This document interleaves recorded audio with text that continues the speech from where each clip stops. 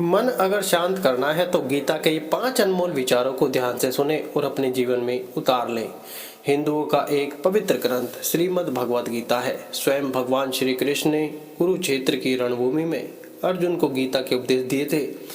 जिस इंसान का मन विचलित हो या उसे चारों तरफ से असफलता और निराशा का सामना करना पड़ रहा है तो उसे श्रीमद् भगवद गीता पढ़ने की सलाह दी जाती है।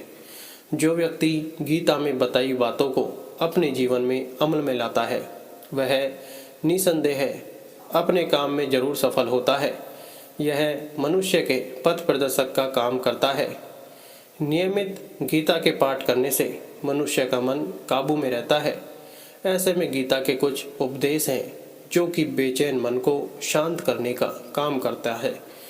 एक गीता उपदेश के माध्यम से भगवान श्री कृष्ण ने अर्जुन को बताया कि जो मनुष्य कर्म करता है भाग्य भी उसी का साथ देता है। मनुष्य कर्म के सहारे भाग्य से ज़्यादा प्राप्त कर सकता है। ऐसे में इंसान को केवल भाग्य के सहारे ही नहीं बैठे रहना चाहिए, उसे अपने पुरुषार्थ के हिसाब से कर्म करते रहना चाहिए। अगर इंसान का भाग्य कमज़ोर भी हो तो वह अपने कर्म से सब कुछ ठीक कर सकता है। 2. गीता उपदेश में बताया गया है कि अगर इंसान का मन बेचैन हो या उसके मन में भय और चिंताएं व्याप्त रहती है तो उसे भगवान के शरण में आ जाना चाहिए। जो इंसान सब कुछ छोड़ भगवान की शरण में आ जाता है उसमें किसी प्रकार का भय या चिंताएं नहीं रहती है। भगवान की शरण में आने से मनुष्य के सभी पाप नष्ट हो जाते हैं। 3. श्रीमद् भगवद गीता में बताया गया है कि मनुष्य को मोह से दूर रहना चाहिए।